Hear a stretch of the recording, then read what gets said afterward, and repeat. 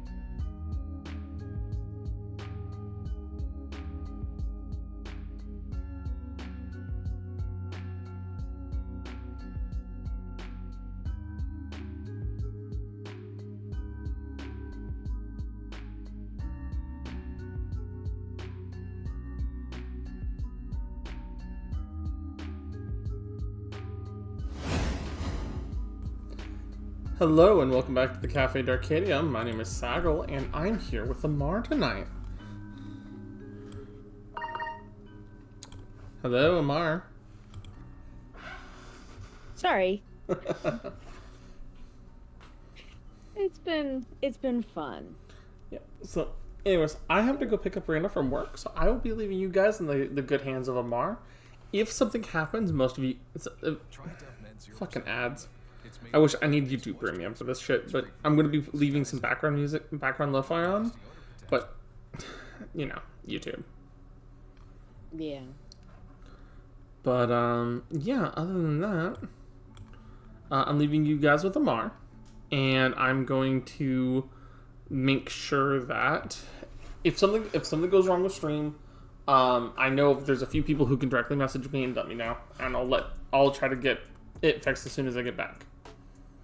Okay. So, alrighty, and Here you go, Mar. Alrighty. And yes, Crimson, Chalice of the Gods did just drop. I have yet to read it. Well, I do have access, so.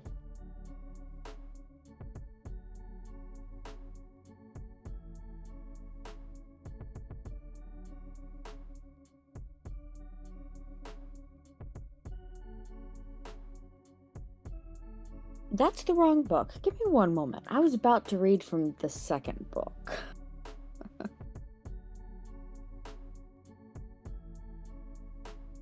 Right, Lightning Thief. I'm gonna push to finish the last 3 chapters today. Chapter 18. Annabeth does obedience school. We stood in the shadows of Valencia Boulevard, looking up at gold letters etched in black marble. DOA Recording Studios.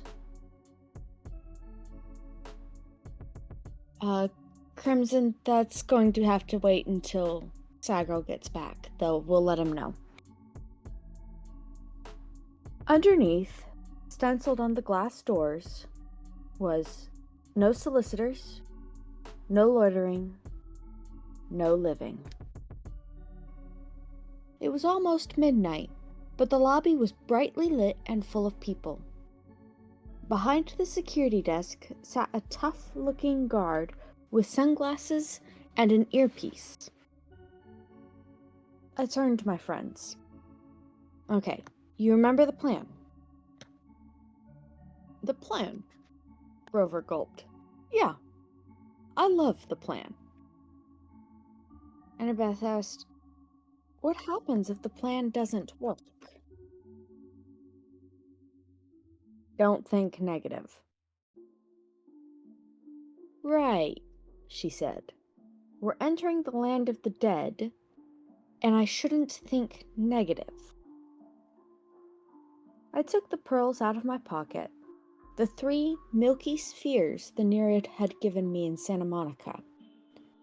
They didn't seem like much of a backup in case something went wrong.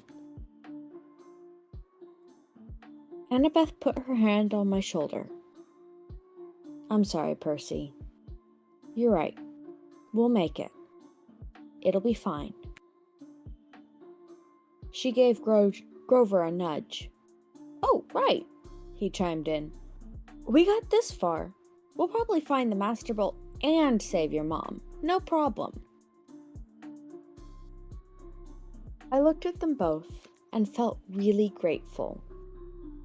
Only a few minutes before, I'd almost gotten them stretched to death on Delec's waterbeds.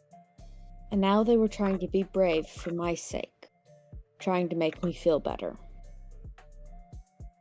I slipped the pearls back in my pocket. Let's whoop some underworld butt.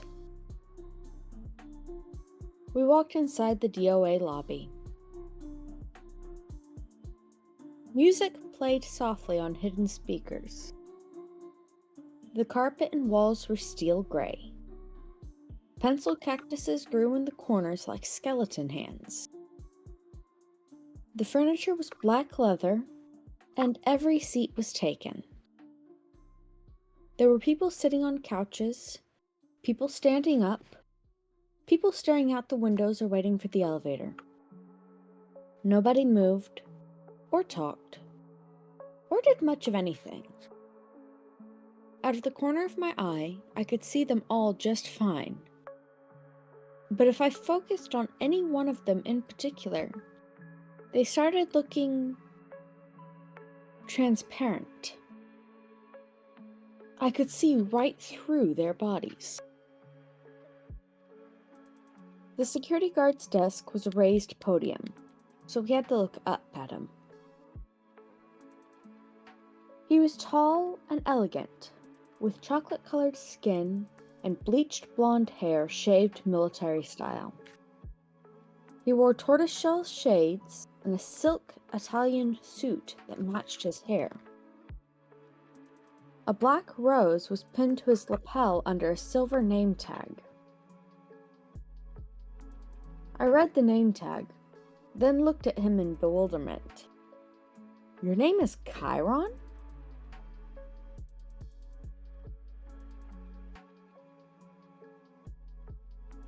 He leaned across the desk. I couldn't see anything in his glasses except my own reflection, but his smile was sweet and cold, like a python's, right before it eats you. What a precious young lad. He had a strange accent. British, maybe, but also as if he had learned English as a second language. Tell me, mate, do I look like a centaur? No. Sir, he added smoothly.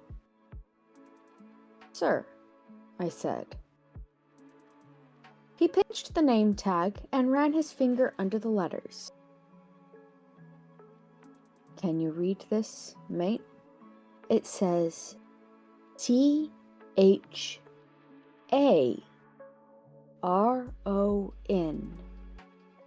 Say it with me. Hair on. Charon. Amazing. Now, Mr. Charon. Mr. Charon, I said. Well done. He sat back. I hate being confused with that old horseman. And now, how may I help you little dead ones? Question caught in my stomach like a fastball. I looked at Annabeth for support. We want to go to the underworld, she said. Charon's mouth twitched. Well, that's refreshing. Is it? She asked. Straightforward and honest. No screaming. No. There must be a mistake, Mr. Charon. He looked us over. How did you die, then? I nudged Grover. Oh, he said, drowned. In the bathtub. All three of you? Charon asked. We nodded. Big bathtub. Charon looked mildly impressed. I don't suppose you have coins for passage. Normally, with adults, you see, I could charge your American Express, or add the ferry price to your last cable bill. But with children, alas, you never die prepared. Suppose you'll have to take a seat for a few centuries. Oh, but we have coins, I said. I set 3 golden drachmas on the counter, part of the stash I'd found in Krusty's office desk. Well now. Charon moistened his lips. Real drachmas. Real golden drachmas. I haven't seen these in... His fingers hovered greedily over the coins. We were so close. Then, Charon looked at me. That cold stare behind his glasses seemed to bore a hole through my chest. Here now, he said. You couldn't read my name correctly. Are you dyslexic, lad? No, I said. I'm dead. John leaned forward and took a sniff. You're not dead. I should have known. You're a godling. We have to get to the underworld, I insisted. Charon made a growling sound deep in his throat. Immediately, All of the people in the waiting room got up and started pacing, agitated, lighting cigarettes, running hands through their hair, or checking their wristwatches. "Leave while you can," Charon told us. "I'll just take these and forget I saw you." He started to go for the coins, but I snatched them back up. "No service, no tip." I tried to sound braver than I felt. Charon growled again, a deep, blood-chilling sound. Spirits of the dead started pounding on the elevator doors. "It's a shame, too," I sighed. "We had more to offer." I held up the entire bag from Krusty's stash. I took out a fistful of drachmas and let the coins spill through my fingers. Charon's growl changed into something more like a lion's purr. "Do you think I can be bought, godling?" Just out of curiosity. How much have you got there?" "A lot," I said. "I'll bet Hades doesn't pay you well enough for such hard work." "Oh, you don't know the half of it. How would you like to babysit these spirits all day? Always, 'Please don't let me be dead,' or 'Please let me across for free.' I haven't had a pay raise in 3,000 years. Do you imagine suits like this come cheap?" "You deserve better," I agreed. "A little appreciation, respect, good pay." With each word, I stacked another gold coin on the counter. Charon glanced down at his silk Italian jacket, as if imagining himself in something even better. "I must say, lad, you're making some sense now. Just a little." Stacked another few coins. I could mention a pay raise while I'm talking to Hades. He sighed. "The boat's almost full anyway. I might as well add you 3 and be off." He stood, scooped up our money, and said, "Come along." We pushed through the crowd of waiting spirits, who started grabbing at our clothes like the wind, their voices whispering things I couldn't make out. Charon shoved them out of the way, grumbling, "Freeloaders." He escorted us into the elevator, which was already crowded with souls of the dead, each one holding a green boarding pass.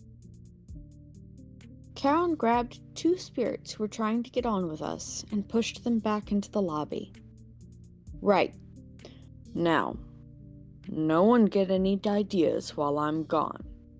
And if anyone moves the dial off my easy listening station again, I'll make sure you're here for another 1,000 years. Understand?" He shut the doors. He put a key card into a slot in the elevator panel, and we started to descend. "What happens to the spirits waiting in the lobby?" Annabeth asked. "Nothing," Charon said.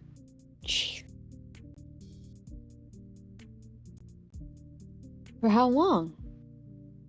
"Forever, or until I'm feeling generous." "Oh," she said, "that's fair." Charon raised an eyebrow. "Whoever said death was fair, young miss? Wait until it's your turn. You'll die soon enough where you're going." We'll get out alive, I said. Huh. I got a sudden dizzy feeling. We weren't going down anymore, but forward. The air turned misty. Spirits around me started changing shape. Their modern clothes flickered, turning into gray, hooded robes. The floor of the elevator began swaying. I blinked hard. When I opened my eyes, Charon's creamy Italian suit had been replaced by a long black robe. Hey, rival. His tortoiseshell glasses were gone.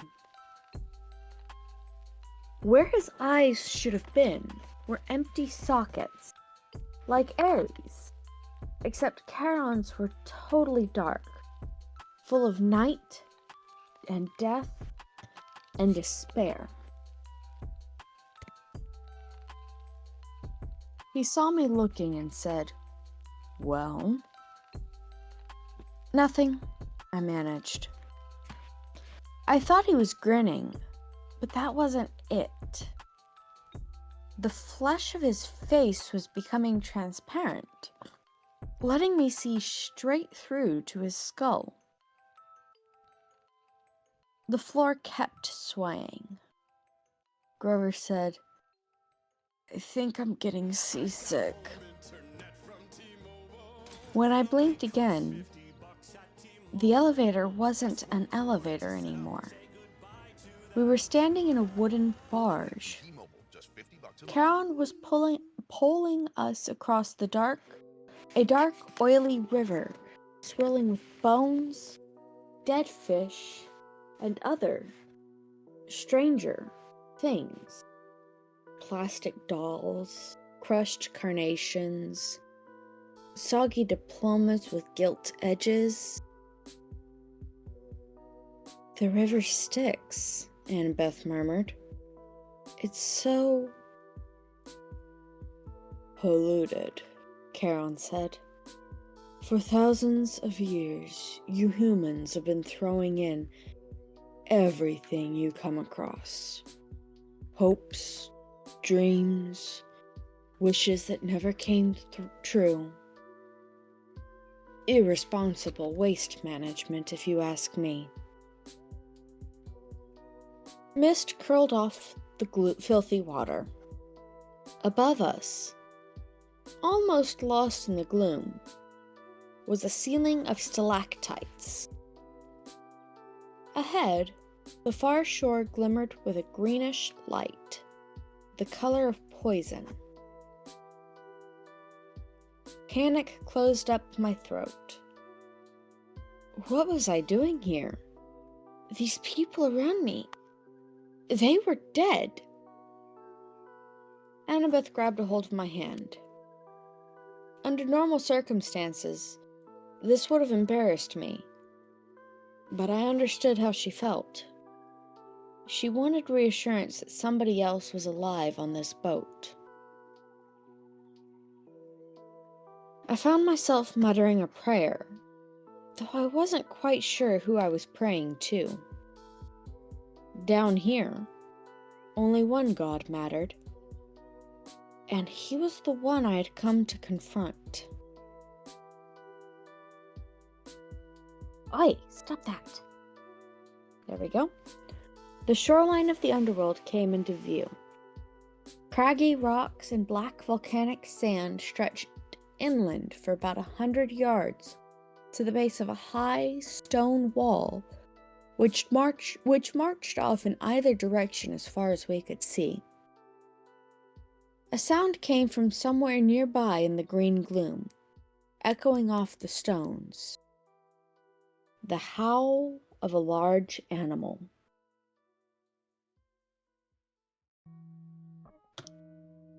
"Old Three-Face is hungry," Charon said.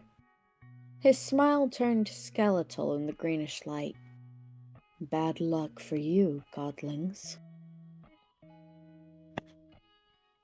The bottom of our boat slid onto the black sand. The dead began to disembark. A woman holding a little girl's hand. An old man and an old woman hobbling along arm in arm. A boy no older than I was, shuffling silently in his gray robe. Charon said, "I'd wish you luck, mate, but there isn't any down here. Mind you, don't forget to mention my pay raise." He counted our golden coins into his pouch, then took up his pole. He warbled something that sounded like a Barry Manilow song as he ferried the empty barge back across the wet river. We followed the spirits up a well-worn path.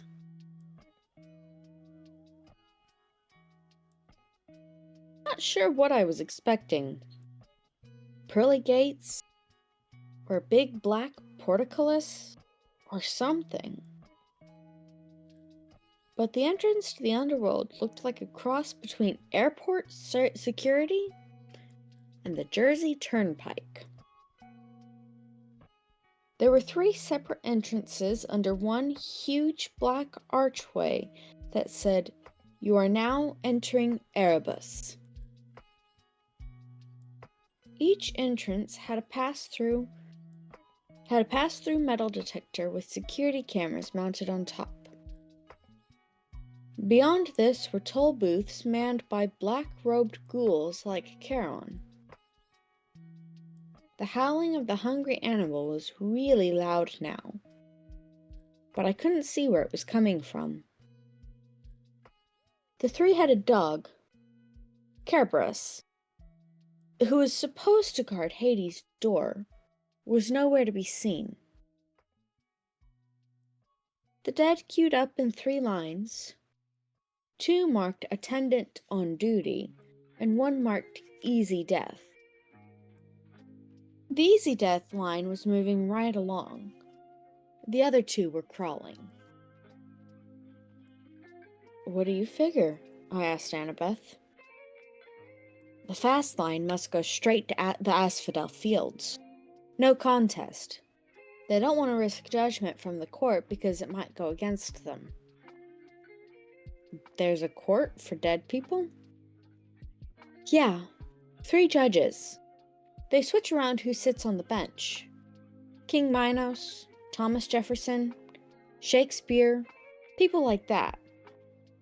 Sometimes they look at a life and decide that person needs a special reward, the Fields of Elysium.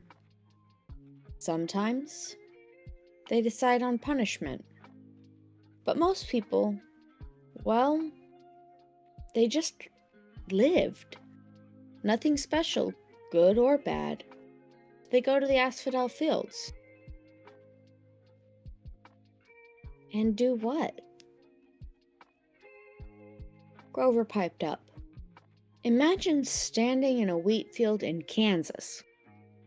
Forever." "Harsh," I said. "Not as harsh as that," Grover muttered.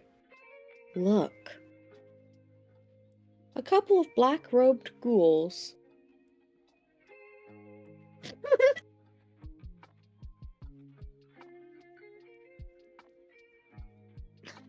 Sorry, I just noticed that there was a typo on the Kindle.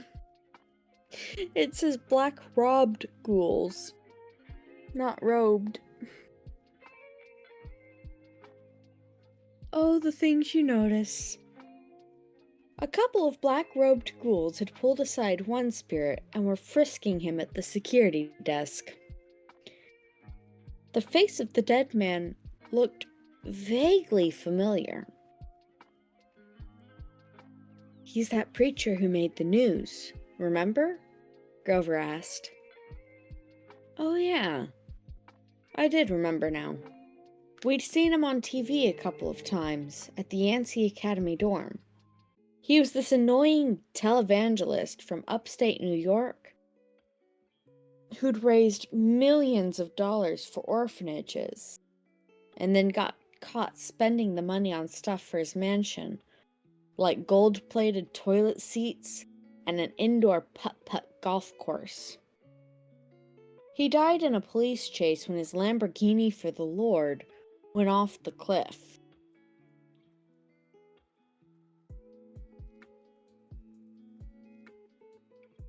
I said, "What are they doing to him?" "Special punishment from Hades?" Grover guessed. "The really bad people get his personal attention as soon as they arrived.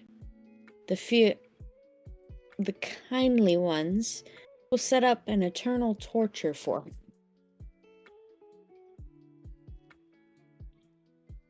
The thought of the Furies made me shudder.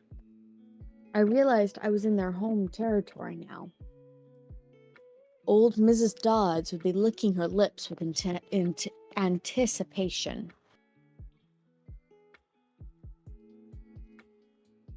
"But if he's a preacher," I said, "and he believes in a different hell..." Grover shrugged.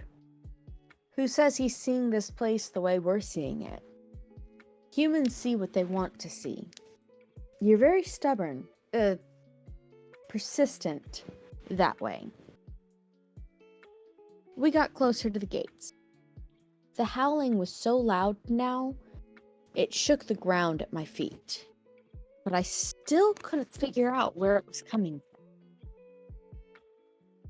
Then, about 50 feet in front of us, the green mist shimmered. Standing just where the path split into 3 lanes was an enormous, shadowy monster. I hadn't seen it before because it was half transparent, like the dead. Until it moved, it blended with whatever was behind it. Only its eyes and teeth looked solid. And it was staring straight at me. My jaw hung open. All I could think to say was, "He's a Rottweiler." I'd always imagined Kerberos as a big black mastiff. But he was obviously a purebred Rottweiler. Except, of course, that he was twice the size of a woolly mammoth, mostly invisible, and had 3 heads.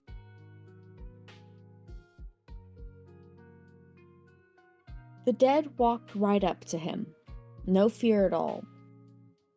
The attendant on duty lines parted on either side of him. The Easy Death spirits walked right between his front paws and under his belly, which they could do without even crouching. "I'm starting to see him better," I muttered. "Why is that?" "I think..." Annabeth moistened her lips. Jeez. I'm having trouble, my bad. Annabeth moistened her lips. "I'm afraid it's because we're getting closer to being dead." The dog's middle head craned toward us. It sniffed the air and growled. "It can smell the living," I said. "That's okay," Grover said, trembling next to me, "'cause we have a plan." "Right," Annabeth said. I'd never heard her voice sound quite so small. "A plan."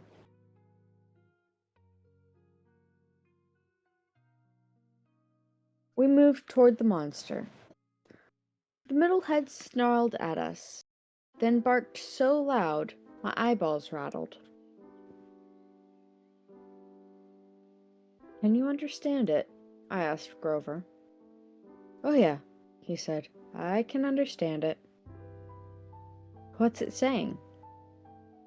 "I don't think humans have a 4-letter word that translates exactly." I took the big stick out of my backpack. A bedpost I'd broken off of Krusty's Safari Deluxe floor model. I held it up and tried to channel happy dog thoughts toward Carabas. Alpo commercials, cute little puppies, fire hydrants. I tried to smile like I wasn't about to die. "Hey, big fella," I called up. "I bet they don't play with you much."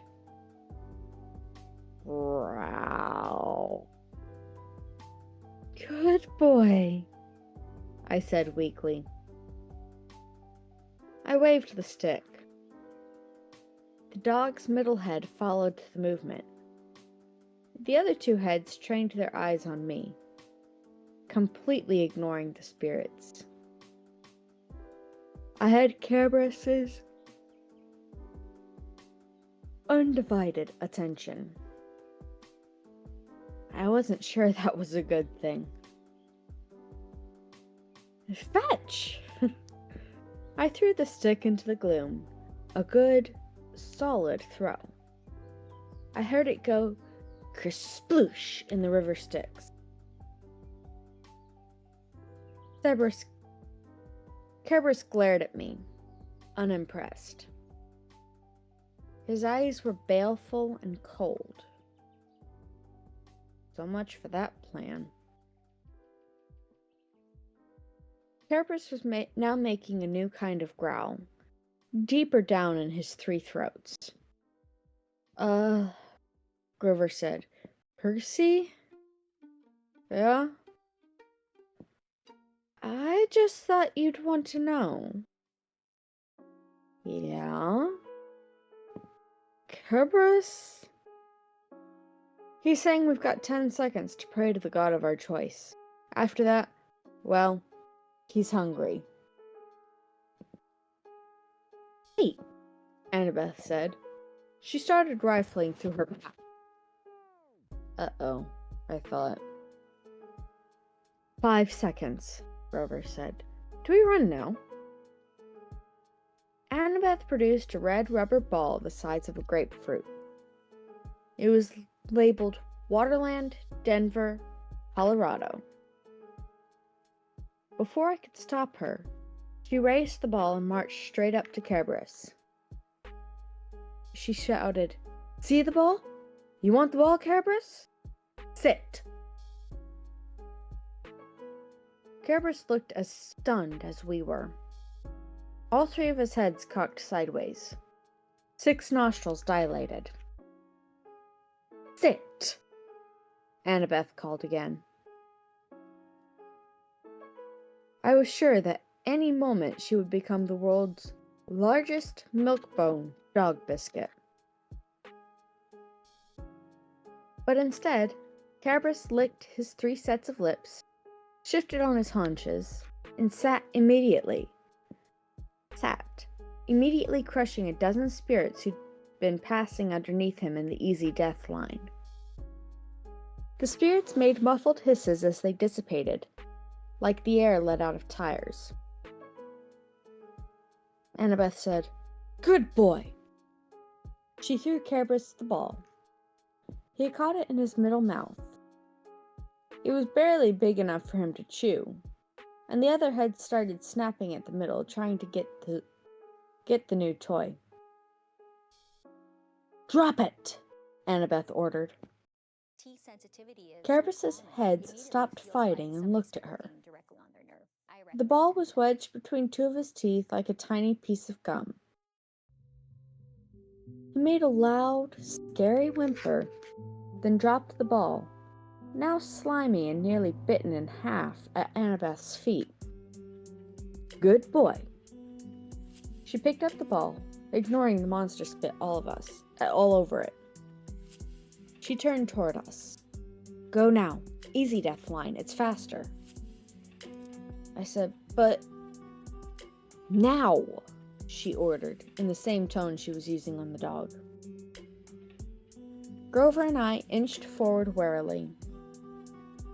Kerberos started to growl. "Stay," Annabeth ordered the monster. "If you want the ball, stay. Kerberos whimpered, but he stayed where he was. What about you? I asked Annabeth as we passed her. I know what I'm doing, Percy, she muttered. At least, I'm pretty sure. Grover and I walked between the monster's legs. Please, Annabeth, I prayed. Don't tell him to sit again. We made it through. Kerberos wasn't any less scary looking from the back. Annabeth said, Good dog. She held up the tattered red ball and probably came to the same conclusion I did. If she rewarded Kerberos, there'd be nothing left for another trick. She threw the ball anyway. The monster's left mouth immediately snatched it up, only to be attacked by the middle head, while the right head moaned in protest. While the monster was distracted, Annabeth walked briskly under its belly and joined us at the metal detector. How did you do that? I asked her, amazed. Obedience school, she said breathlessly, and I was surprised to see there were tears in her eyes. When I was little, at my dad's house, we had a Doberman. Never mind that, Grover said, tugging at my shirt. Come on. We were about to bolt through the easy death line when Kerberos moaned pitifully from all three mouths. Annabeth stopped. She turned to face the dog, which had done a 180 to look at us. Kerberos panted expectantly, the tiny red ball in pieces in a puddle of drool at its feet. Good boy, Annabeth said, but her voice sounded melancholy and uncertain. The monster's head turned sideways, as if worried about her. I'll bring you another ball soon, Annabeth promised faintly. Would you like that? The monster whimpered. I didn't need to speak dog to know Kerberos was still waiting for the ball. Good dog. I'll come visit you soon. I promise. Annabeth turned to us. Let's go.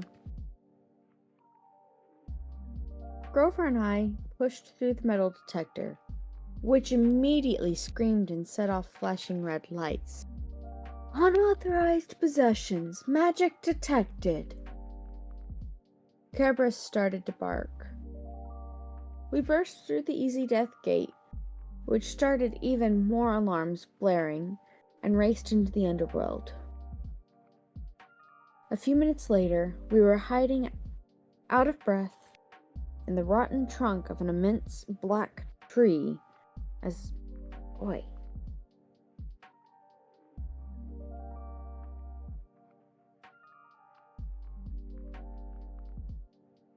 There we go. Lost my spot. A few minutes later, we were hiding, out of breath, in the rotten trunk of an immense black tree as security guards scuttled past, yelling for backup from the Furies. Grover murmured, Well, Percy, what have we learned today? That three-headed dogs prefer red rubber balls over sticks? No, Grover said. We've learned that your plans really, really bite. I wasn't sure about that. I thought maybe Annabeth and I both had the right idea. Even here in the underworld, everybody, even monsters, needed a little attention once in a while. I thought about that as we waited for the ghouls to pass. I pretended not to see Annabeth to see Annabeth wipe a tear from her cheek as she listened to the mournful keening of Kerberos in the distance, longing for his new friend.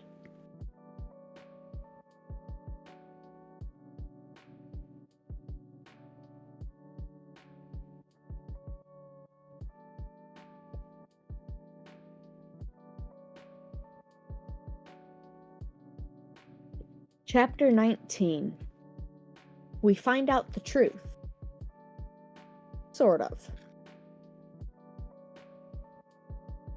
Imagine the largest concert crowd you've ever seen. A football field packed with 1,000,000 fans.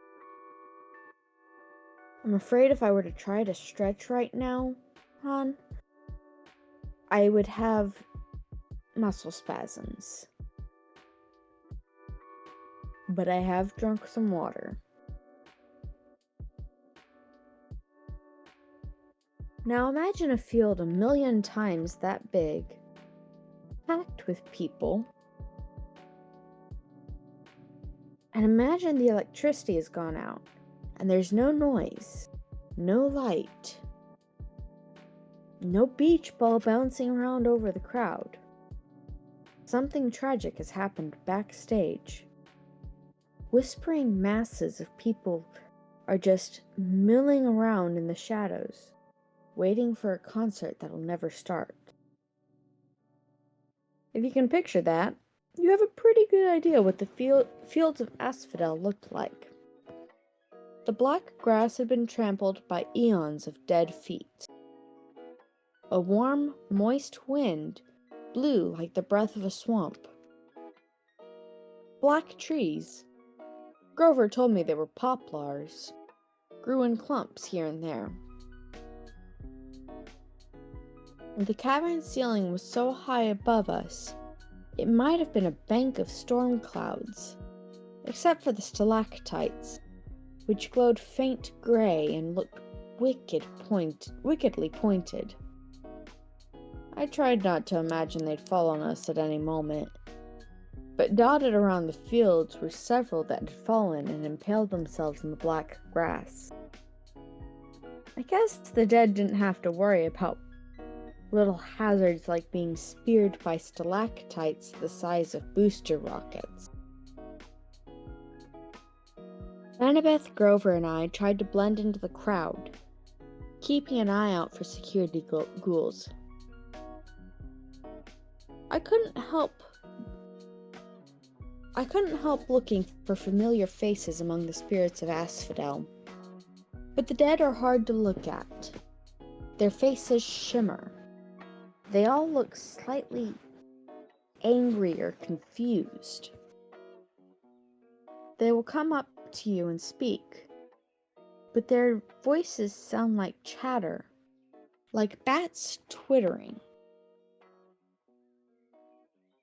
Once they realize you can't understand them, they frown and move away.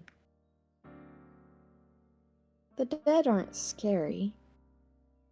They're just sad.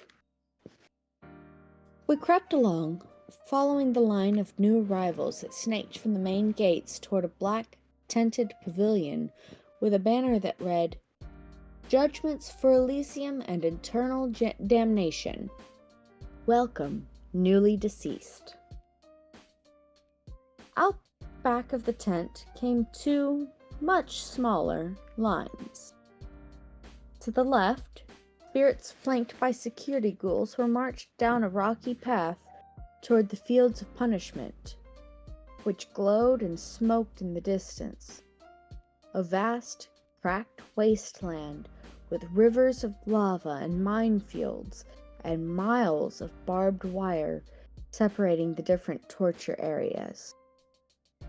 Even from far away, I could see people being chased by hellhounds, burned at the stake, forced to run naked through cactus patches, or listen to opera music. I could just make out a tiny hill with the ant-sized figure of Sisyphus struggling to move his boulder to the top. And I saw worse tortures, too. Things I don't want to describe. The line coming from the right side of the Judgment Pavilion was much better. This one led down toward a small valley surrounded by walls. A gated community, which seemed to be the only happy part of the underworld. Beyond the security gate were neighborhoods of beautiful houses from every time period in history. Roman villas and medieval castles and Victorian mansions. Silver and gold flowers bloomed on the lawns. The grass rippled in rainbow colors. I could hear laughter and smell barbecue cooking. Elysium. In the middle of that valley was a glittering blue lake with 3 small islands, like a vacation resort in the Bahamas. The Isles of the Blessed, for people who'd chosen to be reborn 3 times, and 3 times achieved Elysium. Immediately, I knew that's where I wanted to go when I died. That's what it's all about, Annabeth said, like she was reading my thoughts. That's the place for heroes. But I thought of how few people there were in Elysium. How tiny it was compared to the fields of asphodel, or even the fields of punishment. So few people did true good in their lives. It was depressing. We left the Judgment Pavilion and moved deeper into the asphodel fields. It got darker. The colors faded from our clothes. The crowds of chattering spirits began to thin. After a few miles of walking, we began to hear a familiar screech in the distance. Looming on the horizon was a palace of glittering black obsidian.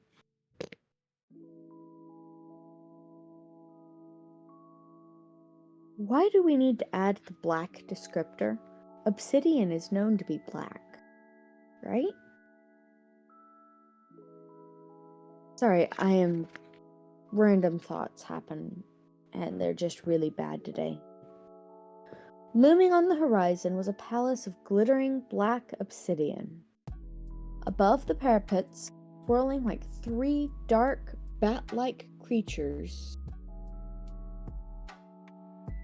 Above the parapets swirled 3 dark, bat-like creatures. The Furies. I got the feeling they were waiting for us. Suppose it's too late to turn back, Grover said wistfully. We'll be okay. I tried to sound confident. Maybe we should search some of the other places first, Grover suggested. Like Elysium, for instance. Come on, goat boy. Annabeth grabbed his arm. Grover yelped. His sneakers sprouted wings and his legs shot forward, pulling him away from Annabeth. He landed flat on his back in the grass. Grover, Annabeth chided. Stop messing around. But I didn't, he yelped again. His shoes were flapping like crazy now. They levitated off the ground and started dragging him away from us. Maya, he yelled, but the magic word seemed to have no effect. Maya already! 911! Help! I got over being stunned and made a grab for Grover's hand, but it was too late.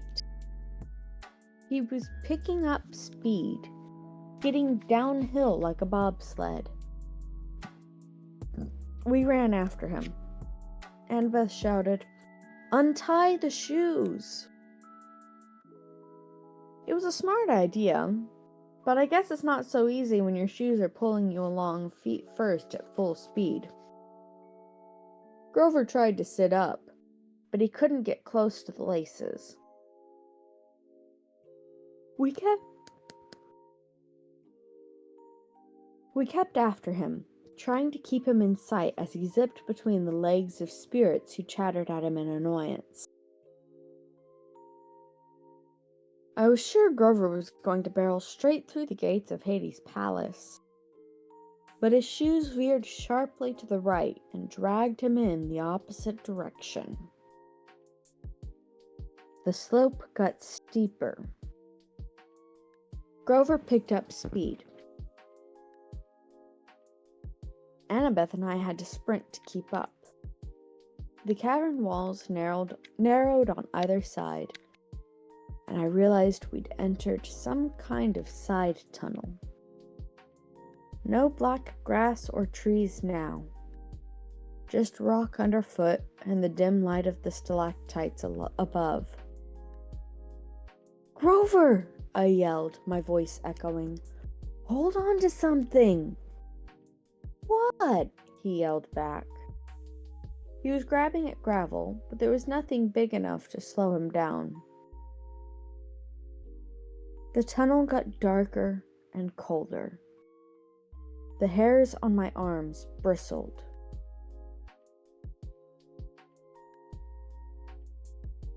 Give me one moment, guys. I want to light a candle for this.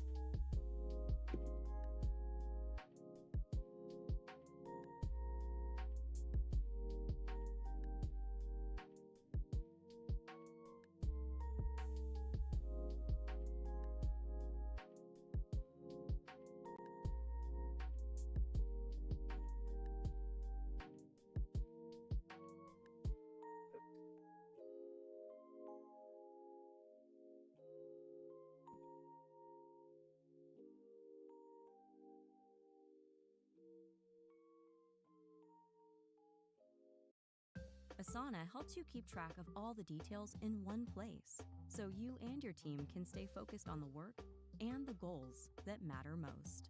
Try it for free at asana.com.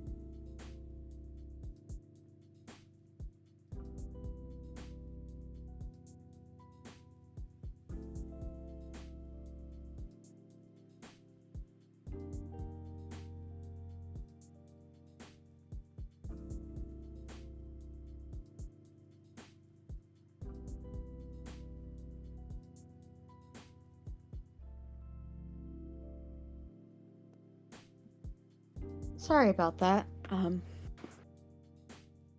I guess better safe than sorry sometimes. Also, I was starting to get cold, so candle it is. Because I have 3 blankets already.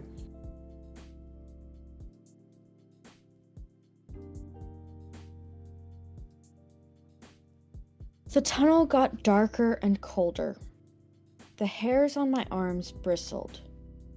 It smelled evil down here. It made me think of things I shouldn't even know about. Blood spilled on an ancient stone altar. The foul breath of a murderer. Then I saw what was ahead of us and stopped dead in my tracks. The tunnel widened into a huge cavern, and in the middle was a chasm the size of a city block. Grover was sliding straight toward the edge. "Come on, Percy!" Annabeth yelled, tugging at my wrist.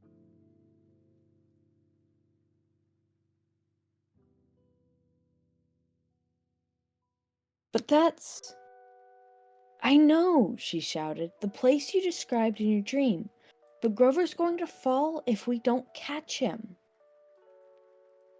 She was right, of course. Grover's predicament got me moving again. He was yelling, clawing at the ground, but the winged shoes kept dragging him toward the pit, and it didn't look like we could possibly get to him in time. What saved him were his hooves. The flying sneakers had always been a loose fit on him.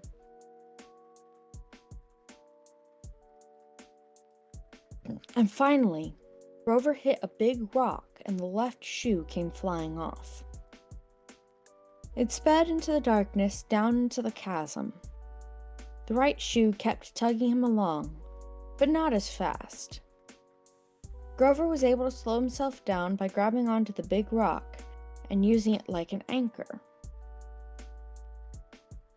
He was 10 feet from the edge of the pit when we caught him and hauled him back up the slope. The other winged shoe tugged itself off, circled around us angrily, and kicked our heads in protest, before flying off into the chasm to join its twin. We all collapsed, exhausted, on the obsidian gravel. My limbs felt like lead. Even my backpack seemed heavier, as if somebody had filled it with rocks. Grover was scratched up pretty bad. His hands were bleeding. His eyes had gone slit-pupilled, goat style, the way they did whenever he was terrified. "I don't know how," he panted. "I didn't..." "Wait," I said. "Listen." I heard something. A deep whisper in the darkness. Another few seconds, and Annabeth said, "Percy, this place..." I stood. The sound was getting louder. A muttering, evil voice from far, far below us. Mute. It's not one thing, it's another. Coming from the The sound was getting louder, a muttering, evil voice from far, far below us, coming from the pit. Grover sat up. "What's that noise?" Annabeth heard it too, now. I could see it in her eyes. Tartarus. The entrance to Tartarus. I uncapped Anaklusmos. The bronze sword expanded, gleaming in the darkness, and the evil voice seemed to falter, just for a moment, before resuming its chant. I could almost make out words now. Ancient words. Older even than Greek. As if...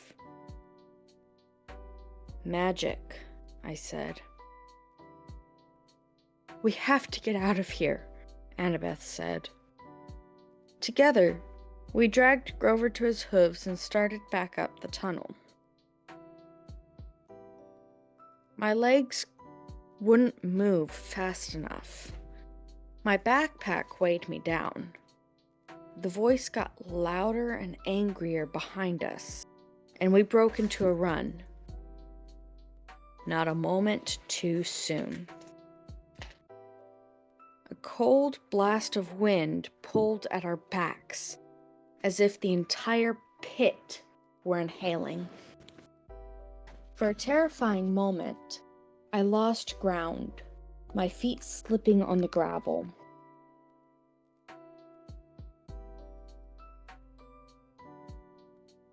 If we'd been any closer to the edge, we would have been sucked in.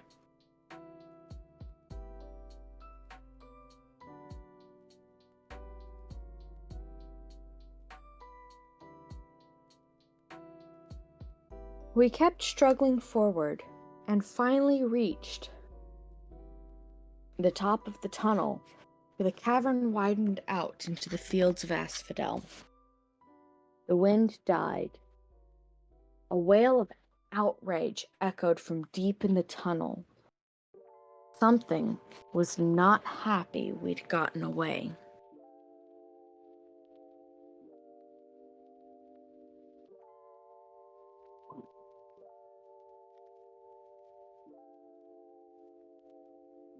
The Furies circled the parapets, high in the gloom.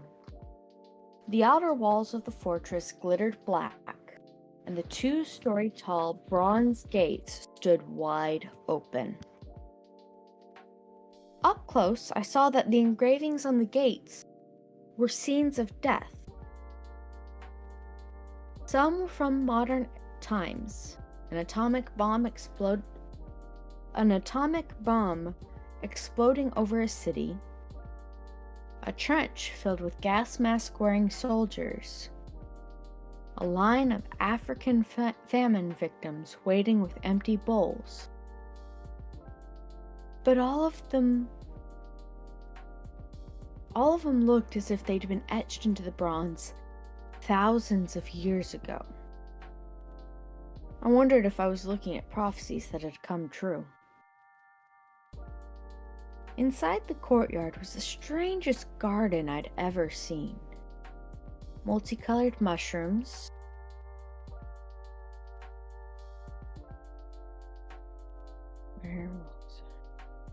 poisonous shrubs, and weird, luminous plants that grew without sunlight. Precious jewels made up for the lack of flowers. Piles of rubies as big as my fist. Clumps of raw diamonds. Standing here and there like frozen party guests were Medusa's garden statues. Petrified children, satyrs, and centaurs, all smiling grotesquely.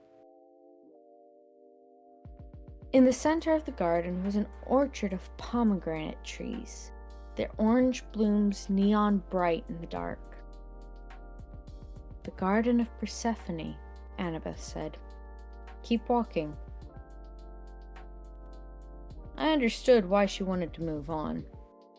The tart smell of those pomegranates was almost overwhelming. I had a sudden desire to eat them, but then I remembered the story of Persephone. One bite of underworld food, and we would never be able to leave. I pulled Grover away to keep him from picking a big, juicy one. We walked up the steps of the palace, between black columns, through a black marble portico, and into the House of Hades. The entry hall had a polished bronze floor, which seemed to boil in the reflected torchlight. There was no ceiling, just the cavern roof far above. I guess they never had to worry about rain down here. Every side doorway was guarded by a skeleton in military gear. Some wore Greek armor, some British redcoat uniforms, some camouflage with tattered American flags on the shoulders. They carried spears, or muskets, or M16s. None of them bothered us, but their hollow eye sockets followed us as we walked down the hall, toward the big set doors at the opposite end. 2 U.S. Marine skeletons guarded the doors. They grinned down at us, rocket-propelled grenade launchers held across their chests. You know, Grover mumbled, I bet Hades doesn't have trouble with door-to-door salesmen.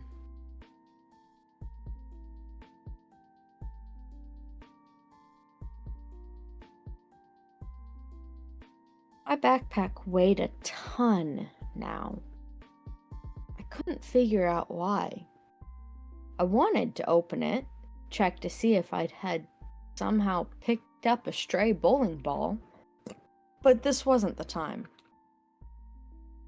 "Well, guys," I said, "I suppose we should knock?" A hot wind blew down the corridor, and the doors swung open. The guards stepped aside. "I guess that means entrevue," Annabeth said. The room inside looked just like in my dream, except this time, the throne of Hades was occupied. He was the third god I'd met, but the first one who really struck me as godlike. He was at least 10 feet tall, for one thing, and dressed in black silk robes and a crown of braided gold. His skin was albino white, his hair shoulder length and jet black. He wasn't bulked up like Ares, but he radiated power. He lounged on his throne of fused human bones, looking lithe, graceful, and as dangerous as a panther. I immediately felt like he should be giving the orders. He knew more than I did. He should be my master. Then I told myself to snap out of it. Hades' aura was affecting me, just like Ares had. The Lord of the Dead resembled pictures I'd seen of Adolf Hitler, or Napoleon, or the terrorist leaders who direct suicide bombers. Hades had the same intense eyes, the same kind of mesmerizing evil charisma. "You are brave to come here, son of Poseidon," he said in an oily voice, "after what you have done to me. Very brave indeed. Or perhaps you are simply very foolish." Numbness crept into my joints, tempting me to lie down and just take a little nap at Hades' feet. Curl up here and sleep forever. I fought the feeling and stepped forward. I knew what I had to say. "Lord and Uncle, I come with 2 requests." Hades raised an eyebrow. When he sat forward on his throne, shadowy faces appeared in the folds of his black robes. Faces of torment, as if the garment were stitched of trapped souls from the fields of punishment, trying to get out. The ADHD part of me, off task, wondered whether the rest of his clothes were made the same way. What horrible things would you have to do in your life to get woven into Hades' underwear? "Only 2 requests?" Hades said. "Arrogant child. As if you have not already taken enough. Speak, then. It amuses me not to strike you dead yet."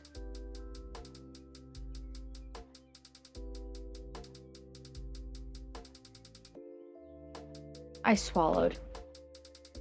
This was going about as well as I'd feared. I glanced at the empty, smaller throne next to Hades. It was shaped like a black flower, gilded with gold. I wished Queen Persephone were here. I recalled something in the myths about how she could calm her husband's moods. But it was summer. Of course Persephone would be above in the world of light with her mother, the goddess of agriculture, Demeter. Her visits, not the tilt of the planet, create the seasons. Annabeth cleared her throat. Her finger prodded me in the back. Lord Hades, I said. Look, sir, there can't be a war among the gods. It would be bad. Really bad, Grover added helpfully. Return Zeus's master bolt to me, I said. Please, sir, let me carry it to Olympus. Hades' eyes grew dangerously bright. You dare keep up this pretense after what you have done? I glanced back at my friends. They looked as confused as I was. Uncle? I said. Keep saying after what you've done. What exactly have I done? The throne room shook with a tremor so strong they probably felt it upstairs in Los Angeles. Debris fell from the cavern ceiling. Doors burst open all along the walls, and skeletal warriors marched in, hundreds of them from every time period and nation in Western civilization. They lined the perimeter of the room, blocking the exits. Hades bellowed, Do you think I want war, godling? I wanted to say, well, these guys don't look like peace activists, but I thought it might be a dangerous answer. You are the Lord of the Dead, I said carefully. A war would expand your kingdom, right? A typical thing for my brothers to say. Do you think I need more subjects? Did you not see the sprawl of the asphodel fields?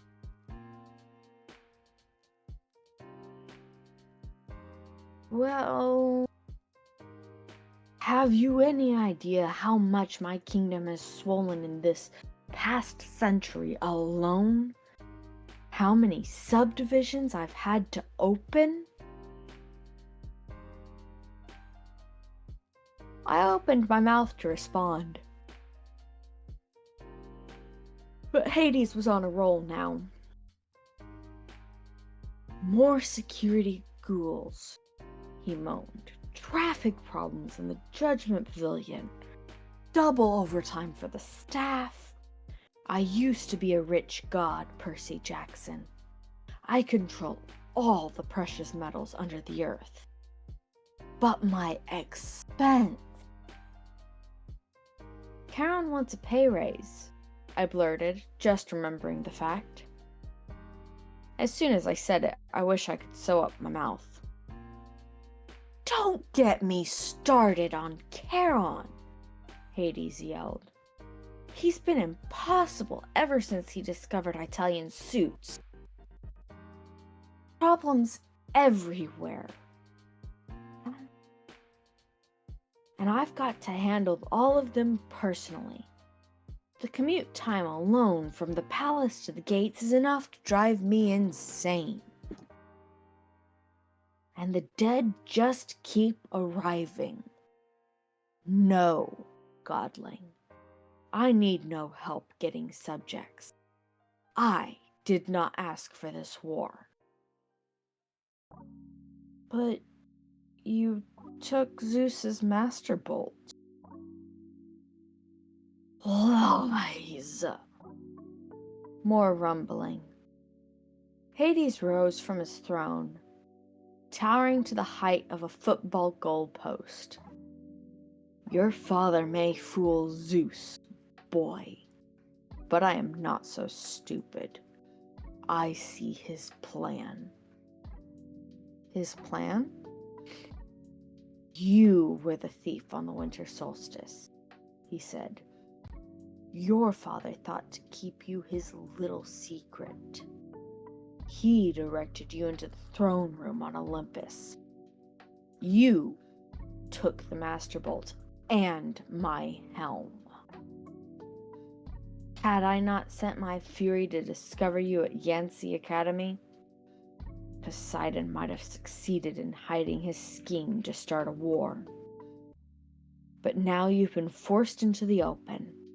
You will be exposed as Poseidon's thief, and I will have my helm back. But, Annabeth spoke.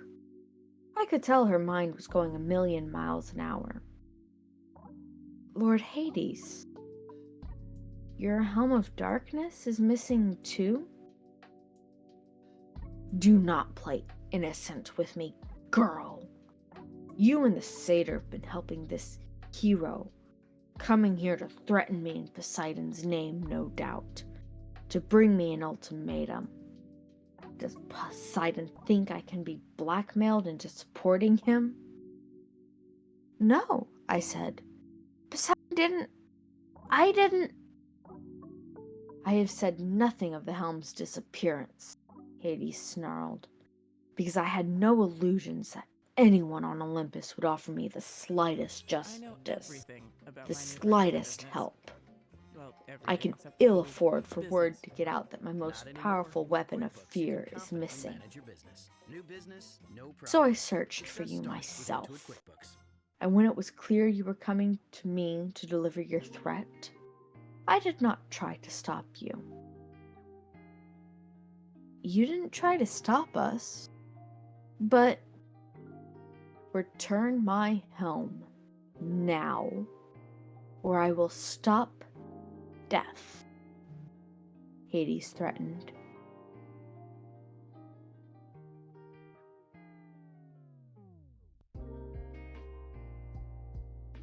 That is my counter-proposal. I will open the earth and have the dead pour back into the world. I will make your lands a nightmare. And you, Percy Jackson, your skeleton will lead my army out of Hades.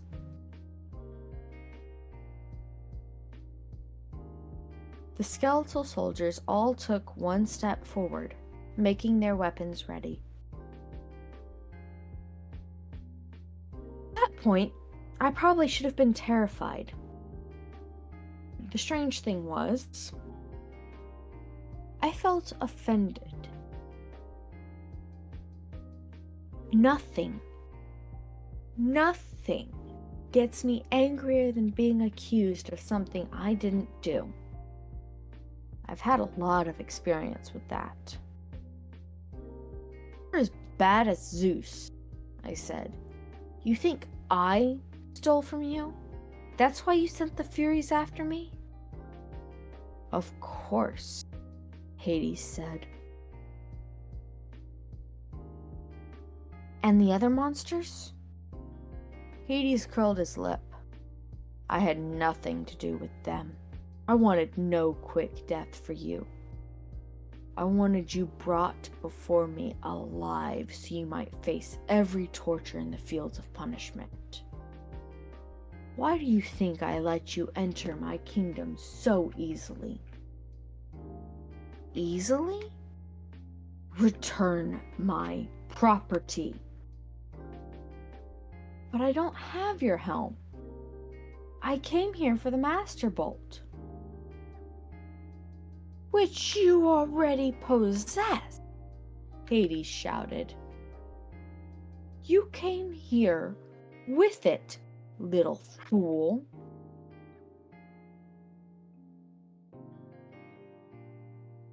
Thinking you could threaten me. But I didn't open your pack then. A horrible feeling struck me. The weight in my backpack, like a bowling ball. It couldn't be. I slung it off my shoulder and unzipped it. Inside was a 2-foot-long metal cylinder, spiked on both ends, humming with energy. Percy, Annabeth said. How? I don't know. I don't understand. You heroes are always the same, Hades said. Your pride makes you foolish, thinking you could bring such a weapon before me. I did not ask for Zeus's Master Bolt, but since it is here, you will yield it to me. I'm sure it will make an excellent bargaining tool. And now, my helm. Where is it? I was speechless. I had no helm. I had no idea how the Master Bolt had gotten into my backpack. I wanted to think Hades was pulling some kind of trick. Hades was the bad guy. But suddenly, the world turned sideways. I realized that I'd been played with. Zeus, Poseidon, and Hades had been set against each other, had been set at each other's throats by someone else. The Master Bolt had been in the backpack, and I'd gotten the backpack from Lord Hades. Wait, I said. This is all a mistake. A mistake? Hades roared. The skeletons aimed their weapons. From high above, there was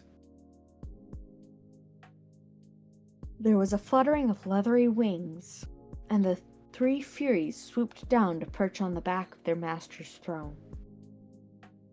The one with Mrs. Dodd's face grinned at me eagerly and flicked her whip. There is no mistake, Hades said. I know why you have come. I know the real reason you have brought the bolt. You came to bargain for her. Hades loosed a ball of gold fire from his palm. It exploded on the steps in front of me, and there was my mother, frozen in a shower of gold, just as she was the moment when the Minotaur began to squeeze her to death. I couldn't speak. I reached out to touch her, but the light was as hot as a bonfire. Yes, Hades said with satisfaction. I took her. I knew, Percy Jackson, that you would come to bargain with me eventually. Return my helm, and perhaps I will let her go. She is not dead. She is not dead, Not yet. But if you displease me, that will change. I thought about the pearls in my pocket. Maybe they could get me out of this. If I could just get my mom free. Ah, the pearls, Hades said, and my blood froze. Yes, my brother and his little tricks. Bring them forth, Percy Jackson. My hand moved against my will and brought out the pearls. Only 3, Hades said. What a shame. You do realize each one only protects a single person. Try to take your mother then, little godling. And which of your friends will you leave behind to spend eternity with me? Go on. Choose. Or give me the backpack and accept my terms. I looked at Annabeth and Grover. Their faces were grim. We were tricked, I told them. Set up. Yes, but why? Annabeth asked. And the voice in the pit. I don't know yet, I said, but I intend to ask. Decide, boy, Hades yelled. Percy, Grover said. Grover put his hand on my shoulder. You can't give him the bolt. I know that. Leave me here, he said. Use the third pearl on your mom. No! I'm a satyr, Grover reminded me. We don't have souls like humans do. He can torture me until I die, but he won't get me forever. I'll just be reincarnated as a flower or something. The best way. No, Annabeth said, drawing her bronze knife. You two go on. Grover, you have to protect Percy. You have to get your searcher's license and start your quest for Pan. Get his mom out of here. I'll cover you. I plan to go down fighting. Way, Grover said. I'm staying behind. Think again, goat boy, Annabeth said. Stop it, both of you! I felt like my heart was being ripped in two. They had both been with me through so much. I remembered Grover dive-bombing Medusa in the statue garden, and Annabeth saving us from Cerberus.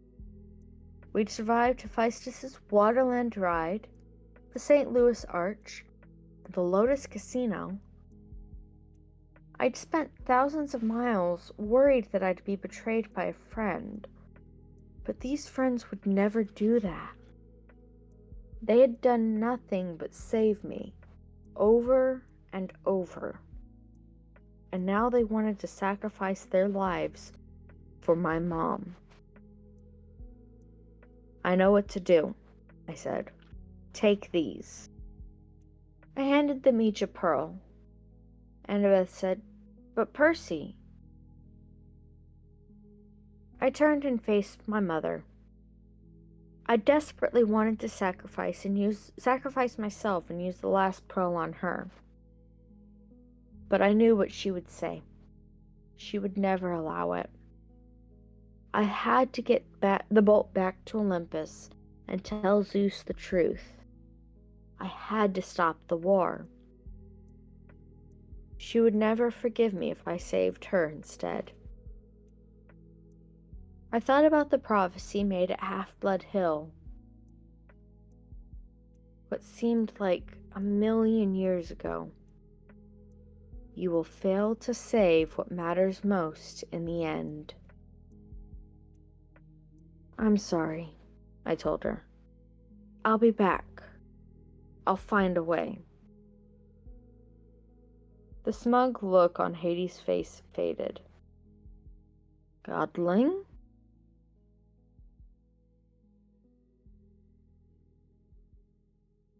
I'll find your helm, Uncle, I told him. I'll return it.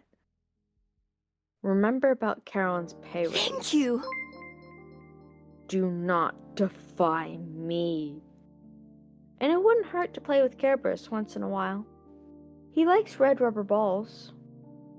Percy Jackson, you will not... Now, guys! I shouted. If Sagro were watching, he would be very happy. In the meantime, while he's not here, thank you, Dragon King. I shall thank you for them. Now, guys, I shouted. We smashed the pearls at our feet. For a scary second, nothing happened. Destroy them! Hades yelled.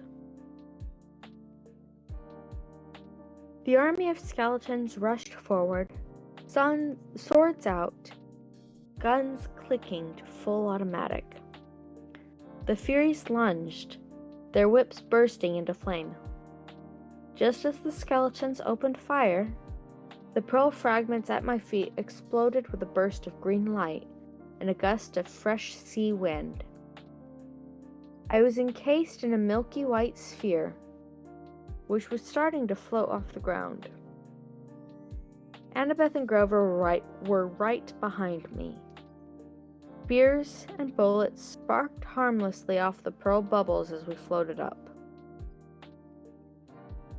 Hades yelled with such rage, the entire fortress shook, and I knew it was not going to be a peaceful night in LA. "Look up!" Grover yelled. "We're about to crash!" Sure enough, we were racing right toward the stalactites, which I figured would pop our bubbles and skewer us. "How do you control these things?" Annabeth shouted. "I don't think you do," I shouted back. We screamed as the bubbles slammed into the ceiling and darkness. Were we dead? No, I could still feel the racing sensation. We were going up, right through solid rock as easily as an air bubble in water. That was the power of the pearls, I realized. What belongs to the sea will always return to the sea. For a few moments, I couldn't see anything outside the smooth walls of my sphere. Then my pearl broke through on the ocean floor.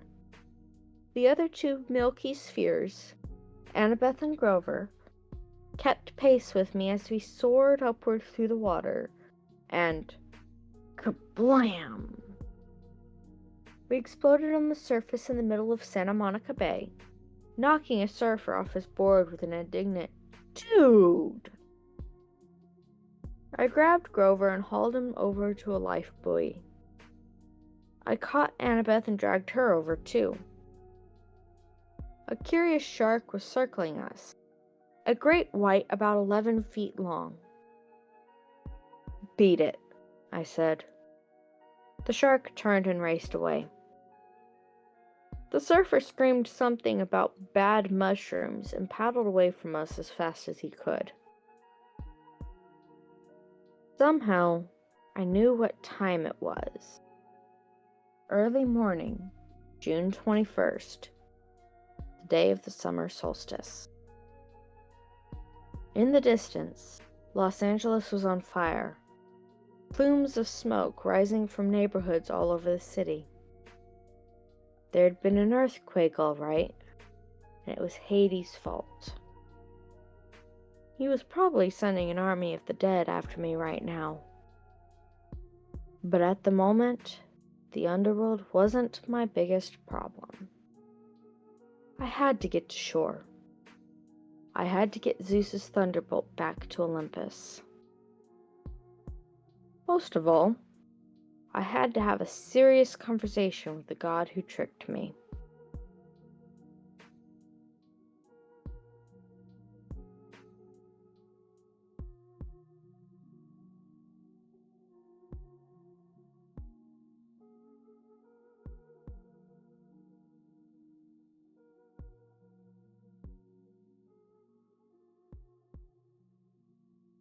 Okay.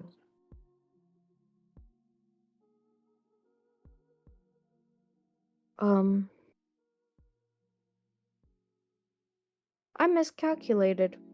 There were 5 chapters left, not 3.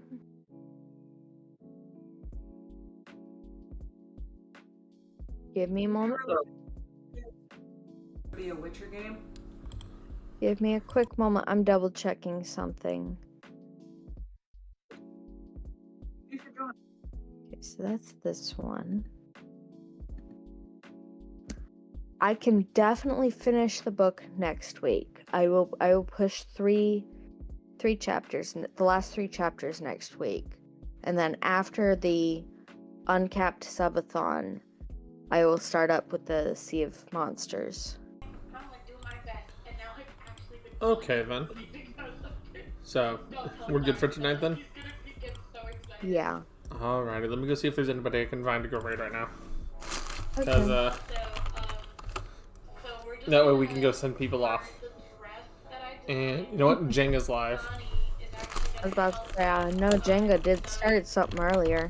So, we can go raid Jenga. We're gonna go have you guys go watch. He's playing Overwatch with Logan Saka, who we played Jenga's DBD with a playing little while right now. Overwatch? Yep, Jenga's playing Overwatch. So we're gonna send you guys off that way. But with that, guys, have a good night. Have fun. Stay safe. We're closing up shop. Bye-bye. Night. Doesn't mean she should. That doesn't mean she's gonna go see it. No, seriously, I have a flower for you. Where are you?